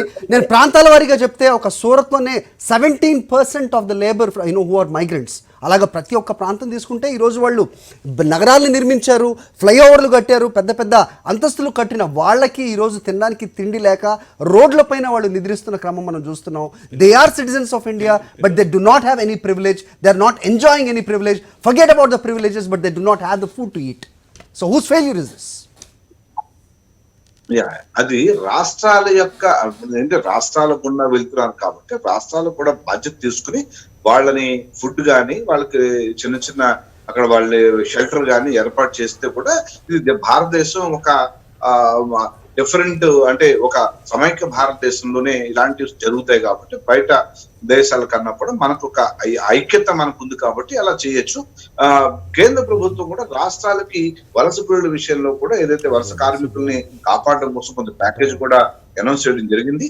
ఇది ఇంకొకటి ఏంటంటే కొంతమంది ఇప్పుడు మా ఈ చుట్టుపక్కల ఏరియాస్ లో ఉన్నటువంటి ఒరిస్సా అయితే కనుక బెంగాల్ వాళ్ళు మేము వెళ్ళం ఇక్కడే ఉంటాం అని చెప్పి కొన్ని చోట్ల ఇప్పుడు 500-600 మంది మా చుట్టుపక్కల విలేజెస్ లో ఉన్నారు. వాళ్ళు ఇక్కడే ఉంటామని ఉండిపోయి ఇక్కడ పనులు ఆల్రెడీ ప్రభుత్వం అనుమతి ఇచ్చిన వాళ్ళు చేస్తున్నారు కొంతమంది. చాలా మంది ఎవరైనా సరే ఇంత పెద్ద ప్రాబ్లం వచ్చినప్పుడు, ఇంత పెద్ద ఉపద్రవం వచ్చినప్పుడు ఇంటికి వెళ్ళాలని కోరుకుంటాడు. ఖచ్చితంగా నేను నడిచిన వెళ్తా, ట్రైన్ లేకపోతే ఏదో రకంగా ఇంటికి చేయాలని కోరుకుంటాడు. That is the point Raghuram గారు. కోరుకుంటారు కాబట్టే వాళ్ళ ఇళ్లలోకి చేరలేకపోయారు అనేది ఒక అంశం. ఇక నేను గత వారం విషయాలు మాట్లాడదలుచుకోలేదు, ఎందుకంటే వాళ్ళు ఇక్కడి నుంచి అక్కడికి ప్రాంతానికి వెళ్ళడానికి రైల్వే ట్రైన్స్ ఎప్పుడైతే స్టార్ట్ చేశారో వాళ్ళకి ఏ విధంగా టికెట్స్ 85% సబ్సిడీ ఇవ్వాలో అది వచ్చిందా లేదా అనేది కూడా ఒక పెద్ద చర్చే వచ్చింది. దాని గురించి మనం ప్రస్తావించద్దు. బట్ డెఫినెట్గా ఈరోజు ఇది చిన్న అంశం కాదు. వాళ్ళ అర్జెంటుగా ఇంతకుముందు శ్రీధర్ గారు చెప్పినట్టు ఎమర్జెన్సీ బేసిస్లో వాళ్ళని ఆదుకోవాల్సిన అవసరం ఉంది. అండ్ ద సెకండ్ థింగ్ మన ముందే కనిపిస్తోంది, ఒకవేళ కంప్లీట్గా మన ప్రయారిటీస్ మారి ఎకానమీని గాడిలో పెట్టాలి, ప్రతి ఒక్క రంగం బయటికి రావాలి అని ప్రధాని చెప్పినట్టు జరిగినట్టే కనుక they have to come back to the place where the activity will restart again. అదొకటి. ఆంధ్ర రాష్ట్ర సీఎం క్లియర్ గా ఇదే మెన్షన్ చేశారు. కార్గో మూవ్మెంట్ ఫ్రీగా ఉండాలి, కొన్ని రాష్ట్రాల్లో ఇబ్బంది కలుగుతున్నది. అదే విధంగా ప్రజల రవాణా సౌకర్యం కూడా ఉండాలి. వాళ్ళు ఇంటికి వెళ్ళాలనుకుంటే ఇంటికి వెళ్ళాలి, ఇంటి నుంచి మళ్ళీ తిరిగి పనిచేయడానికి రావాలని కూడా రవాణా సౌకర్యం అంటే లాక్డౌన్ 4.0లో ప్రధానంగా ఈరోజు అంటే 3.0లోనే ఇంకా ఉన్నాం. ఈ 3.0లో ఎమర్జెన్సీగా చేయవలసిన ప్రధానమైన టాప్ ఎజెండాలో ఉన్నది అన్ని రాష్ట్రాలు, ఏమైనా సామాన్యులు కూడా అందరూ కూడా రిక్వెస్ట్, సాక్షి ప్లాట్ఫామ్ మీద అందరూ కూడా మిత్రులు కూడా అదే రిక్వెస్ట్. టాప్ ప్రయారిటీలో ట్రైన్స్ ఇంకా పెంచాలి, ఫెసిలిటీస్ పెంచాలి. ఈ రోడ్డు మీద ఉన్న వలస కూలీని వాళ్ళ ఇంటికి చేరే విధంగా తీసుకుని వెళ్ళాలి. వాళ్ళు కానీ హర్ట్ అయితే మటుకు వాళ్ళు మళ్ళీ తిరిగి వాళ్ళు చేసే కార్యక్రమాలకి తిరిగి వేరే రాష్ట్రాలకు రాకపోతే ఉత్తరప్రదేశ్, బీహార్, ఛత్తీస్గఢ్ అంటే భారతదేశంలో ఎకానమీ కానీ ఆపర్చునిటీస్ తక్కువ ఉన్న రాష్ట్రాల్లోనే వాళ్ళు వలస కూలీల కింద ఇతర రాష్ట్రాలకు వెళ్తున్నారు. వాళ్ళు కానీ హర్ట్ అయ్యి మళ్ళీ తిరిగి రాకపోతే భారతదేశం ఈరోజు నరేంద్ర మోడీ గారు 2020లో 20 లక్షల కోట్లు ఇచ్చింది కూడా అది ఉపయోగించుకునే విధంగా ఇండస్ట్రీస్ కానీ ఎంఎస్ఎంఈ కానీ ఏ సెక్టర్ కూడా ఆస్కారం ఉండదు. రైట్. సో ఈలోపు మా బిజినెస్ కరెస్పాండెంట్ రాజ్ కుమార్ని అడిగి మరిన్ని అప్డేట్స్ తెలుసుకునే ప్రయత్నం చేద్దాం. Let's speak to Raj Kumar. చెప్పండి. సో ప్రధాని నరేంద్ర మోదీ మాట్లాడింది మనం చూసే ఉంటాం. సో 20 లక్షల భారీ ప్యాకేజ్ ఏ రంగాలకి అది కేటాయించబోతున్నారు అనేది క్లారిటీ ఇంకా రావాల్సింది, గైడ్ లైన్స్ కూడా. So what do you think, how do you analyse this package? And స్వదేశీ ఏదైతే ఉందో ఇక్కడే మొత్తం స్వయం సమృద్ధి అనేది ఆయన మాట్లాడారు, సెల్ఫ్ రిలయన్స్ అని మాట్లాడారు. కానీ అన్ని రంగాల్లో అది సాధ్యం కాదు. ఇక్కడ నిపుణులు కూడా ఉన్నారు, వాళ్ళతో మాట్లాడదాం. But how do you analyse this whole thing? Hari, అంటే ఇంతకు ముందు మనం చూసుకోవచ్చు, అంటే లాక్డౌన్ ప్రారంభం అయిన తర్వాత 2.0కి సంబంధించి చూసుకుంటే దాదాపు 1,75,000 కోట్ల ప్యాకేజ్ అనౌన్స్ చేస్తామని చెప్పారు. సో దాంట్లో అంటే డైరెక్ట్ గా డబ్బుల్ని ఇచ్చేటువంటి పరిస్థితులు లేవు. అంటే మనం మిగతా కంట్రీలో అమెరికా కానీ, ఇటలీ కానీ, Britain, France, whatever the countries వాళ్ళ జీడీపీలో 15%, 20% అలా ఇచ్చాయి. అమెరికాలో చూసుకున్నట్లయితే మీరు కూడా డిస్కషన్ లో చాలాసార్లు ప్రస్తావించారు, ఆల్మోస్ట్ $2,500 నేరుగా వాళ్ళ అకౌంట్ లోకి వేసినటువంటి పరిస్థితి ఉంది. అయితే ఇక్కడ చూసుకున్నట్లయితే ఇవాళ అనౌన్స్ చేసినటువంటి 20 lakhs crores సంబంధించిన ప్యాకేజ్ లో చూసుకున్నట్లయితే ఈ ప్యాకేజ్ అనౌన్స్ చేయడానికి 2 రోజుల ముందు నుంచి అంటే నితిన్ గడ్కరీ సెంట్రల్ మినిస్టర్ కావచ్చు, తర్వాత నిర్మలా సీతారామన్ సంబంధించినటువంటి అఫీషియల్ ట్విట్టర్లకు సంబంధించి చూసుకుంటే ఇవాళ మధ్యాహ్నం అంటే ఈ ప్యాకేజ్ అనౌన్స్ చేయడానికి ముందు నిర్మలా సీతారామన్ ఆఫీస్ నుంచి ఒక ట్వీట్ చేయడం జరిగింది. సో ఆ ట్వీట్ అర్థం ఏంటంటే ఆల్మోస్ట్ పబ్లిక్ సెక్టర్ బ్యాంక్స్ ద్వారా 5.95 లక్షల కోట్లని 46.74 లక్షల అకౌంట్ లోకి అంటే ఎంఎస్ఎంఈలకి, రిటైల్, అగ్రికల్చర్, కార్పొరేట్ సెక్టర్ సంబంధించి March 1 నుంచి May 8 వరకు మేము వాళ్ళకు ఫైనాన్సింగ్ కోసం అనేది పెట్టాము. అందులో 1,18 lakh crores వచ్చేసి ఎన్బిఎఫ్కి ఇచ్చాము అని చెప్పారు. సో అంటే దీంట్లో క్లారిటీ ఏంటంటే 20 లక్షల కోట్లలో ఇది కూడా ఇన్పుట్ అవుతుందా అంటే ఆల్మోస్ట్ 7 లక్షల కోట్ల మేర రిమైనింగ్ ఇవ్వాల్సింది 12 లక్షల కోట్లే. సో అంటే దీనిపైన కూడా ఒక క్లారిటీ ఇవ్వాలి. ఇంకొక క్లారిటీ ఏంటంటే ఆల్రెడీ ఇంతకు ముందే అంటే అవి బయటకు చెప్పలేదు వివరాలన్నీ కూడా ఆల్మోస్ట్ పబ్లిక్ సెక్టర్ బ్యాంక్స్ 97% కంపెనీలకు సంబంధించి ఎలిజిబిలిటీ ఎమర్జెన్సీ లైన్ లో ఏవైతే కంపెనీలు ఉన్నాయో వాళ్ళందరికీ కూడా వాళ్ళ లోన్ ఎన్హాన్స్ చేసుకునేందుకు 65,879 కోట్లు ఇచ్చామని చెప్తున్నారు. అంటే ఇవన్నీ కూడా దాంట్లో ఇన్క్లూడ్ అవుతాయి. అంటే ఒక క్లారిటీ అయితే రావాల్సింది. ఇప్పుడు మనం చూసుకోవచ్చు 1 వీక్ అయింది, ఇప్పటి వరకు ఏ పరిశ్రమ కూడా ఓపెన్ చేసేటువంటి పరిస్థితులు లేదు. బికాస్ ఆఫ్ 33% రిస్ట్రిక్షన్స్ అనుకోవచ్చు, లేకుంటే ఇంటర్ స్టేట్ ట్రాన్స్పోర్టేషన్, లాజిస్టిక్ సంబంధించిన ప్రాబ్లమ్స్ కావచ్చు. వీటన్నిటిని ఎట్లా అడ్రస్ చేయబోతున్నారు?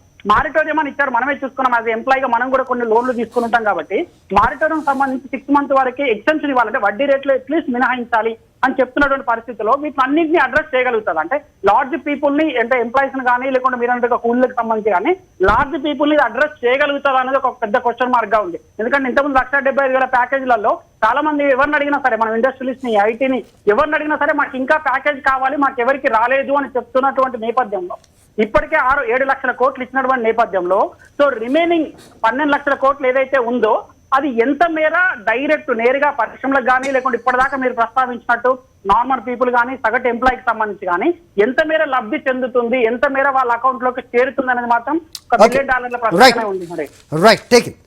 Thank you Raj Kumar. So Raghuram గారు సమాధానం చెప్తారు. దానికంటే ముందు మీరు చెప్పండి సార్. సో స్వదేశీ అనేది ఎక్కువగా మాట్లాడడం మనం చూసాం ప్రధానమంత్రి గారు.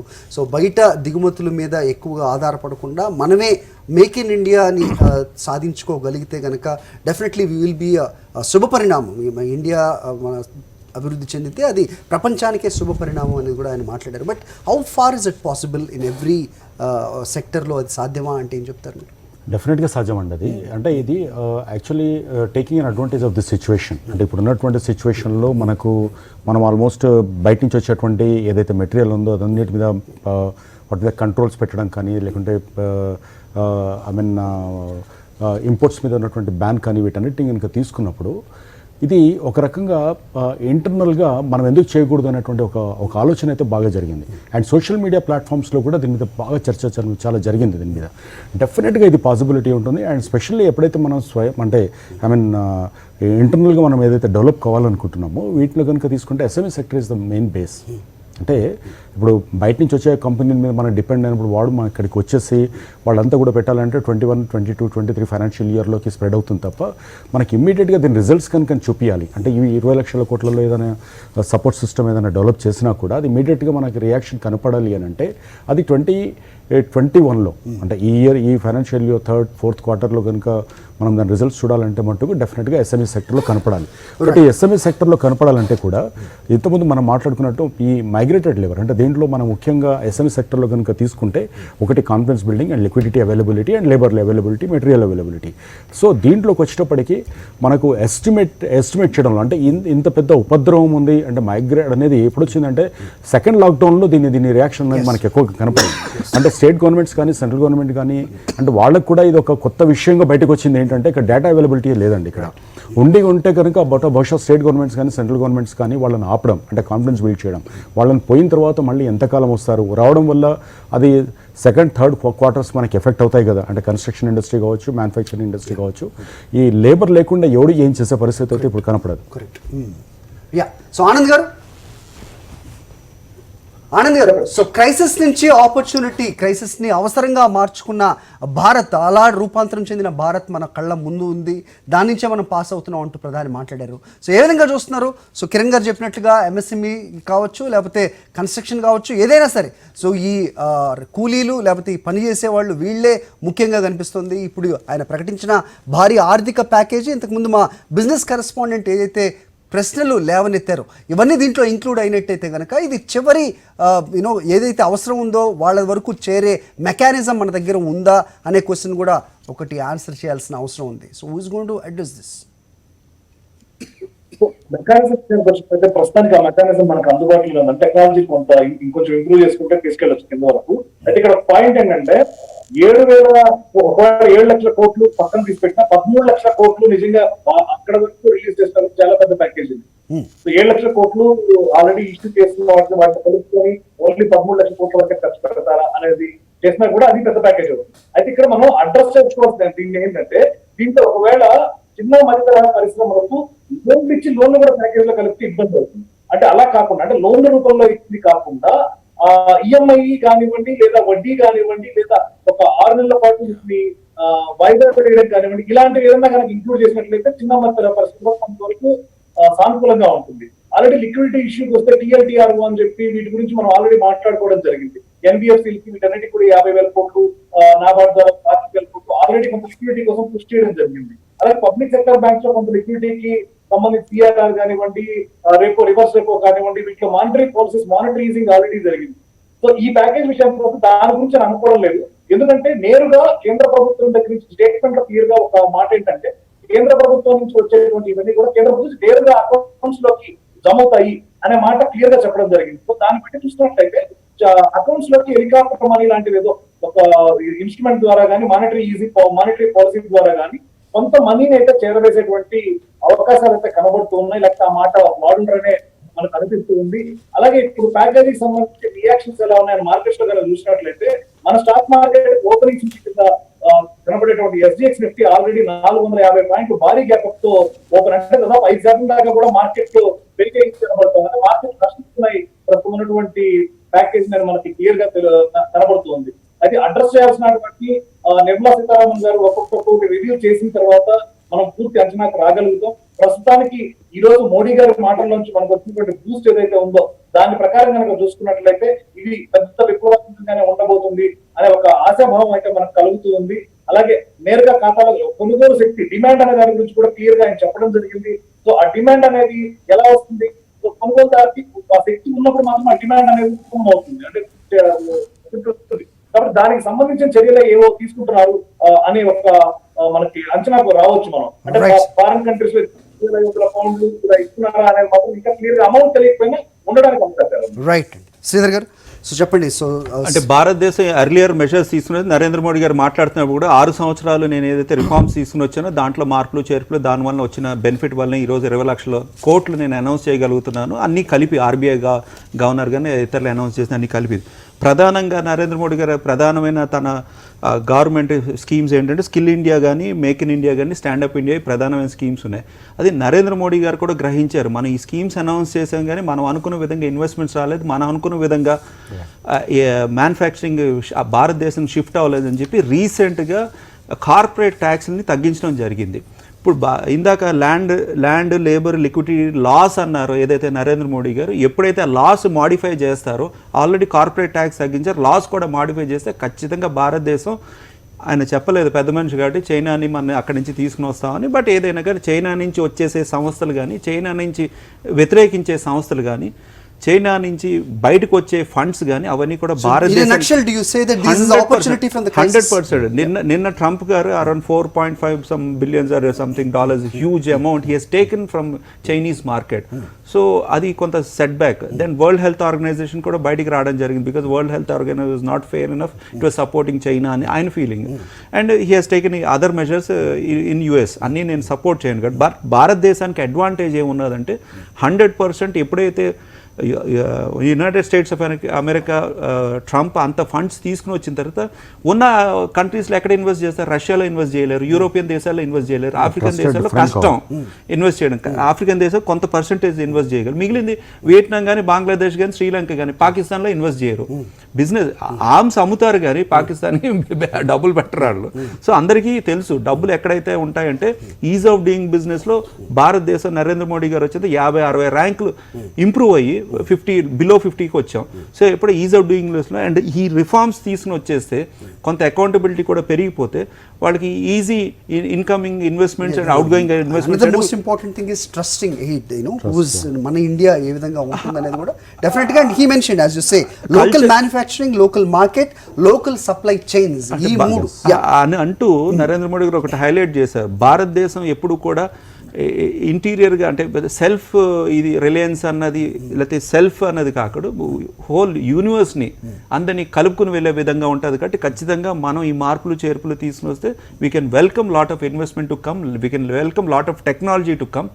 ఉభయ తెలుగు రాష్ట్రాలు అంటే హైదరాబాద్తో కూడిన తెలంగాణ కాబట్టి కొంత అడ్వాంటేజ్ ఉన్నది ఫర్ వేరియస్ రీజన్స్. బట్ ఏదేమైనా కూడా ఒక ట్రాన్స్పరెంట్ యంగ్ డైనమిక్ అడ్మినిస్ట్రేషన్ నడుపుతున్న జగన్మోహన్ రెడ్డి గారి పరిపాలనలో కూడా అక్కడ ల్యాండ్ బ్యాంక్ రెడీగా ఉంది. కాబట్టి నరేంద్ర మోడీ గారు ఎర్లియర్ చీఫ్ సెక్రటరీస్తో మాట్లాడుతున్నప్పుడు వారికి చెప్పినప్పుడు మన నీలం సాహ్ని గారు చెప్పారు మన ల్యాండ్ బ్యాంక్ రెడీ చేయండి అని చెప్పి. భారతదేశంలో 5 లక్షల ఎకరాల ల్యాండ్ బ్యాంక్ రెడీగా ఉన్నది, ఉభయ తెలుగు రాష్ట్రాలు ఆల్మోస్ట్ 2 లక్షల ఎకరాలు రెడీగా ఉన్నది. భారతదేశం ఏదైతే ల్యాండ్ బ్యాంక్ రెడీగా ఒక తెలుగు వారిగా రఘురామ్ గారు ఆలోచిస్తారని అనుకుందాం. సో ఈ మెసేజ్ అక్కడికి కన్వే చేస్తారని ఆల్రెడీ అఫీషియల్ గా we have submitted the data. So ఎప్పుడైతే కొత్త ఇండస్ట్రీస్, కొత్త మ్యానుఫ్యాక్చరింగ్ ఇవన్నీ వచ్చేటప్పుడు, టెక్స్టైల్ పార్క్ ఇవన్నీ వచ్చేటప్పుడు ఆటోమేటిక్ రియల్ ఎస్టేట్ కానీ, జాబ్ ఆపర్చునిటీ కానీ, ట్రాన్స్పోర్ట్ కానీ, టూరిజం టూరిజం కానీ ఇవన్నీ కూడా ఇంప్రూవ్ అవుతాయి. రఘురామ్ గారు, సో మొత్తానికి 20 లక్షల భారీ ప్యాకేజ్ ఏదైతే ఆయన ప్రకటించిన అనంతరం ప్రతి రాష్ట్రం అటువైపు చూస్తూ ఉంటుంది. But every state need to have their own plan. So micro management జరగాలి అంటే కనుక రాష్ట్రాలకి వాళ్ళ అటానమస్ ఏ విధంగా ఉంటుంది, వాళ్ళకి ఏమేమి కావాలి అనేది కూడా చూడాలి. కాబట్టి ఏమేమి తీసుకుంటాయి రాష్ట్రాలు అనేది ఖచ్చితంగా చూడాలి. రాష్ట్రాలు అడుగుతున్న దాన్ని మీరు కూడా పరిగణలోకి తీసుకోవాల్సిన అవసరం ఉంది. అద్దెపల్లి శ్రీధర్ గారు చెప్పినట్టు ఈ 2 తెలుగు రాష్ట్రాలు తీసుకుంటే కనుక ఆంధ్రప్రదేశ్కు ఉన్న ప్రత్యేకమైన పరిస్థితి అదే న్యూ స్టేట్, అలాగే ల్యాండ్ బ్యాంక్ కానీ ఇంతకుముందు చెప్పినట్టు తీర ప్రాంతం ఏదైనా అవ్వచ్చు. డెఫినెట్గా you have to consider this. What you say on behalf of the government of India? ఖచ్చితంగా ఆంధ్రప్రదేశ్ ప్రత్యేక రాష్ట్రంగా ఉన్నది. గతంలో కూడా 4 సంవత్సరాలుగా కేంద్ర ప్రభుత్వం 4-5 సంవత్సరాలు అదే విధంగా సహాయం చేసింది. అప్పుడే ముఖ్యమంత్రి చేయలేదని చెప్పి ఇవాళ అబ్బో అద్భుతంగా చేశారని మళ్ళీ చెప్పడం మొదలు పెట్టాడు ఆయన. సరే, అది పక్కన పెడితే రాజకీయాన్ని మనం ఖచ్చితంగా ఆంధ్రప్రదేశ్ ఒక నష్టపోయినటువంటి రాష్ట్రం కాబట్టి అభివృద్ధి ఇవాళ చేయాల్సిన అవసరం ఉంది. కాబట్టి ఖచ్చితంగా ఆంధ్రప్రదేశ్ మీద ప్రత్యేక శ్రద్ధ అనేది ఉంటుంది, కేంద్రానికి ఉంది కూడాను. సో అచేత ఏదైతే రాష్ట్రం నిన్న కూడా 490 కోట్ల రూపాయలు మరి రెవెన్యూ లోట్ ని నిన్న ఇవ్వడం జరిగింది. అదేవిధంగా ఎక్కడక్కడ పోలవరం నిధులు కానీ లేదా ఇంకా ఏదైనా ఇప్పుడు రాష్ట్ర ప్రభుత్వం ఎంఎస్ఎంఈ సెక్టార్ 200 కోట్ల రూపాయలు ఆల్రెడీ రాష్ట్ర ప్రభుత్వమే అనౌన్స్ చేసింది. దానికి అదనంగా ఇవాళ కేంద్రము ఎంఎస్ఎంఈ సెక్టార్ ని ఖచ్చితంగా, ఎందుకంటే ఎగుమతుల్లో వాళ్ళ 43% ఎంఎస్ఎంఈ నుంచి ఉంది. అదేవిధంగా ఎన్పిఎల్ ఎంఎస్ఎంఈ సెక్టార్ ఎన్పిఎస్ లేవండి అసలు, అంటే చాలా తక్కువ 8% మాత్రమే ఉన్నాయన్నమాట ఎన్పిఎస్. అంచేత ఇవాళ కేంద్రము ఇప్పటికే 18 లక్షల కోట్ల రూపాయలు పైచులకు ఎంఎస్ఎంఈ సెక్టార్ లో కేంద్రం ఇచ్చింది. ఇవి చిరు వ్యాపారులకు మీరు చూస్తే చిరు వ్యాపారులకి గత 2 ఏళ్లలో 12 లక్షల కోట్ల రూపాయలు 33 కోట్ల మందికి అందజేసిందండి.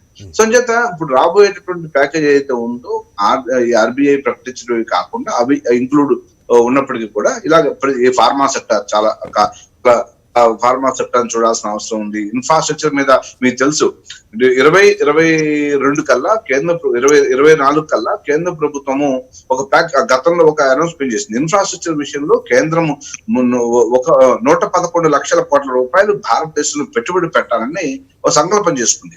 సో ఇవన్నీ ఇన్ఫ్రాస్ట్రక్చర్ డెవలప్ అవుతుంది ఖచ్చితంగా. దాని మీద కేంద్రం కాన్సన్ట్రేషన్ చేస్తుంది.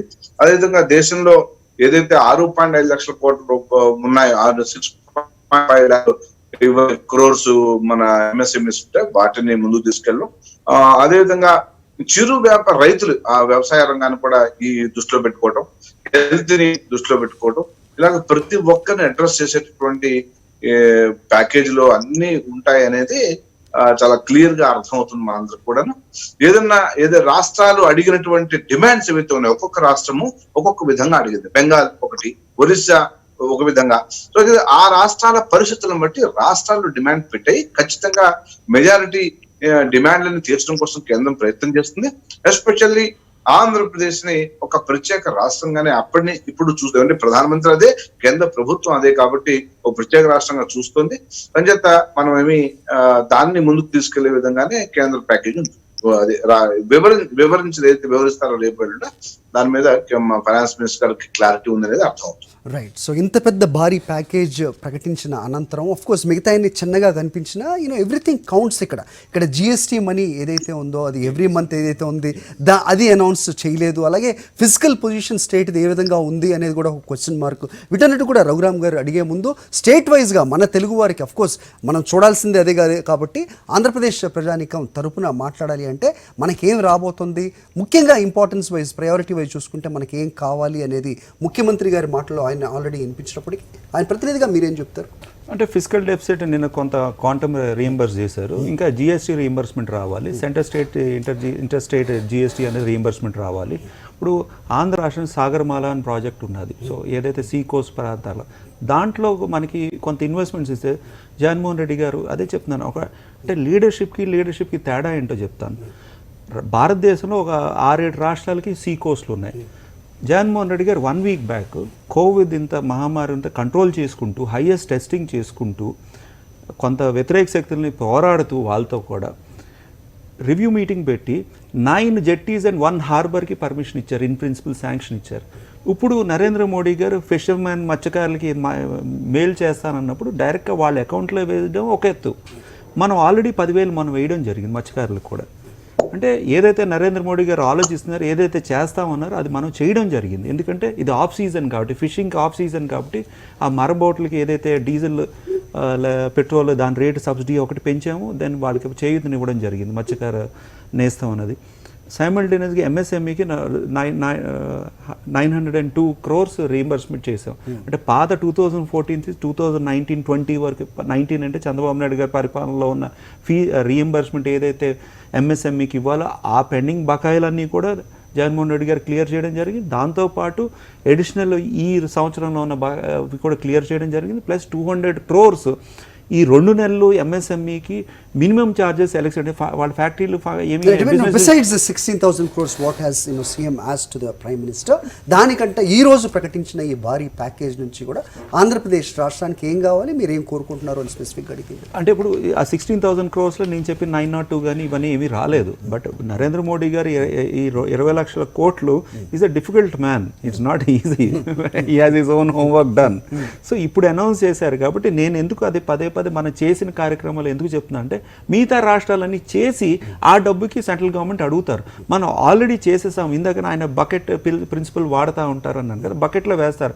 మత్స్యకారులకి, ఫిషింగ్ హార్బర్స్కి, జెట్టీస్కి ఒక 5,000 కోట్లు 10,000 కోట్లు మనం అనౌన్స్ చేసాం, టెక్నికల్ శాంక్షన్ ఇచ్చాం, క్యాబినెట్ మీటింగ్ డెసిషన్ అయిపోయింది. సో ఇమీడియట్గా మనం ప్రపోజల్ సబ్మిట్ చేసి ఆ డబ్బులు వచ్చిన వెంటనే ఎప్పుడైతే జెట్టీలు హార్బర్లు డెవలప్ అయినాయో టూరిజం డెవలప్ అవుతుంది, ఫిషింగ్ మత్స్యకారులు చేయూతనవుతుంది, అదేవిధంగా అక్కడున్న రిలేటెడ్ యాక్టివిటీస్ మన అదర్ బిజినెసెస్ కూడా డెవలప్ అవుతాయి. అందరూ ఎదురు చూస్తున్న దానికి ఒక క్వశ్చన్ ఆన్సర్. ఇప్పుడు మీరు టూరిజం గురించి మాట్లాడారు కాబట్టి ఈ యాక్టివిటీస్ అన్నీ కూడా ఒక లైన్లోకి వచ్చి ఇవన్నీ కూడా యాక్టివ్ అవ్వడానికి ఇంకా ఎంత సమయం పడుతుంది అనుకోవచ్చు? అంటే because the way you are showing this seeing this COVID-19 is entirely different from all other states thing. అంటే ఇప్పుడు టూరిజం కూడా జగన్మోహన్ రెడ్డి గారు సీఎం అయిన వెంటనే టూరిజం మినిస్టర్ని పిలిచి ప్రధానంగా కేరళకు పంపించి, కేరళ హౌస్ బోట్స్ ఉన్నాయి, జమ్మూ కాశ్మీర్ హౌస్ బోట్స్ ఉన్నాయి, ఆ విధంగా మన ఉభయ గోదావరి జిల్లాలో గోదావరి కానీ కృష్ణానది దాంట్లో ఎందుకు పెట్టకూడదని చెప్పి పాలసీ తయారు చేసాం. ఇప్పుడు ఏ విధంగా అయితే Kerala confine to the COVID-19 ఈ సిచ్యువేషన్ అంటే ప్రతి ఒక్కటి అంటే ఇప్పుడు టూరిజం సహజీవనం చేయాల్సి వస్తుంది అనేది ఆయన ఫస్ట్ గా మాట్లాడారు. ఆ మాట వాడట్లేదు అది నరేంద్ర మోడీ గారు. 100% ప్రజలందరికీ తెలుసు, వ్యాక్సిన్ వచ్చేంత వరకు మన జాగ్రత్తలు తీసుకుని ముందరకెళ్ళాలి, అందులో డౌటే లేదు. బట్ అంత మాత్రం ఆగకూడదు. ఇప్పుడు నరేంద్ర మోడీ గారు కూడా ప్రధానమంత్రి అయిన తర్వాత ఆయన కూడా అదే స్టేట్మెంట్ ఇచ్చారు. ఏదైతే జగన్మోహన్ రెడ్డి గారు అన్నారు, ఏదైతే ఎర్లియర్ కేసీఆర్ అన్నారు, ఏదైతే world health organisation general secretary అన్నారు, ఏదైతే ట్రంప్ అన్నారు, అలా చెప్పుకుంటూ పోతే 15-20 ఆస్ట్రేలియన్ ప్రైమ్ మినిస్టర్ కానీ, న్యూజిలాండ్ ప్రెసిడెంట్ కానీ వీళ్ళందరూ అన్నారు. ఆ విధంగా మనం ముందరకు వెళ్తున్నాం కాబట్టి కోవిడ్ ఉంటుంది, బట్ ఎకానమీని కంట్రోల్ చేసుకుని ఇప్పుడు నరేంద్ర మోడీ గారు మన కల్చర్ ట్రెడిషన్ బేస్ చేసుకుని మనకున్న ఆపర్చునిటీస్ని, ఈ డిజాస్టర్ని మనం ఒక ఆపర్చునిటీగా మార్చుకుని ఎకానమీని సరి చేసుకుని ఒక సూపర్ పవర్ కింద వెళ్ళే విధంగా లోకల్ని గ్లోబల్ దశగా తీసుకుని వెళ్ళాలి. మీరందరూ వోకల్గా అందరికీ చెప్పండి, ఒక గ్లోకల్ బ్యాండ్ తీసుకుని వచ్చే విధంగా భారతదేశ సంస్థలు పనిచేయాలని ఆయన పిలుపు. మెడికల్ ఎక్స్పర్ట్ ఇదంతా కూడా మన ఎకానమీ చుట్టూ తిరుగుతుంది కాబట్టి I don't really touch more often. మీరు చెప్పండి, సో ఎప్పుడు ఈ COVID-19 ఒక కొలిక్ వస్తుంది, చాలా ప్రొజెక్షన్స్ జరుగుతూ ఉన్నాయి, కొంతమంది ప్రాసెసింగ్ కూడా చేస్తూ ఉన్నారు. బట్ మే జూన్ కల్లా కొలిక్ వస్తుందని చెప్పిన వాళ్ళు ఈరోజు జూన్ జూలై ఆ పైన కూడా ఉండబోతుంది, 1-2 years అంటూ కూడా మాట్లాడుతున్నారు. Right, where is the relief point for the common man? అంటే ఇది వేవ్స్గా ఉంటుంది, it will come in waves and go, but I think in between you need to manage. అయితే అప్ అంటిల్ వెన్ మిత్రులు చెప్పినట్టు వ్యాక్సిన్ రావాలి ఒకటి, రెండోది మన పబ్లిక్ హెల్త్ సిస్టమ్. ఇప్పుడు మీరు ఇంతగా this is spillage of all economic packages and all these things you're thinking. But when you compare, మనం ఇతరత్ర వేరే దేశాలతో కంపేర్ చేస్తే, how infrastructurally, how health care system and public health system, ఇవి stand అలోన్గా ముందు నుంచి మనము భారతదేశంలో చేస్తూ రాలేదు. దాని పర్యావసనమే మనం ఇలాంటి పాండమిక్ రెడీగా లేము. అందుగురించే ఈ స్పిల్లేజ్ ఇంత డిస్కషన్ మనం చేయాల్సి వస్తుంది. రైట్, రఘురామ్ గారు, so health care system and public health ఒకటి ఆంధ్ర రాష్ట్రంలో 17 గవర్నమెంట్ మెడికల్ కాలేజ్ స్టార్ట్ చేయబోతుంది. ఏ విధంగా అయితే క్యూబా దేశం నుంచి అక్కడ మెడికల్ డాక్టర్స్ అన్ని దేశాలు, జర్మనీ అన్ని దేశాలు అడిగినా ఆ విధంగా ఆంధ్ర రాష్ట్రం అడుగులైపోతుంది. సెంట్రల్ గవర్నమెంట్ స్కీమ్ వల్ల ఉపయోగపడుతుంది. అది వారు అన్నది అంటే ప్రతి దాంట్లో you are saying that we are there.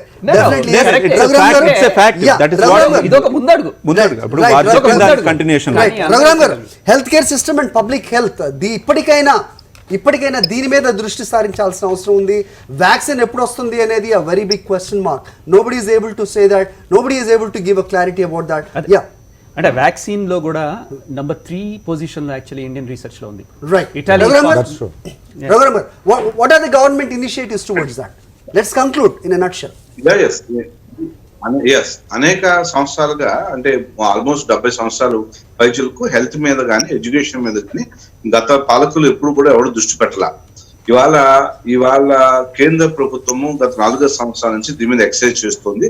ఇవాళ తెలుసు మీకు ఒక ఇన్సూరెన్స్ సెక్టర్, ఇప్పుడు సాయిల్ కిట్ చేసినప్పుడు ఏదైతే భూమికి పరీక్ష నిర్వహించడము ఎంత ఇంపార్టెంటో, మనిషిని కూడా ప్రతి ఒక్కరికి ఆరోగ్య కార్డు ఉండాలనే ఉద్దేశంతోనూ ఆరోగ్య భారతదేశం ఆరోగ్య భారత్ ఉండాలనే ఉద్దేశంతోనే ఒక స్కీమ్ పెట్టడం జరిగింది. అదేవిధంగా హాస్పిటల్స్ ని ప్రతి ఎంపీ కాన్స్టిట్యూన్సీ లో ఒక మల్టీ సూపర్ స్పెషాలిటీస్ పెట్టాలని ఏదో సంకల్పం చేస్తే దాని అడుగులు పడుతున్నాయి. ఇవాళ మనమే చూసాం, మన ఆంధ్రప్రదేశ్ లో ఎయిమ్స్ లేదు.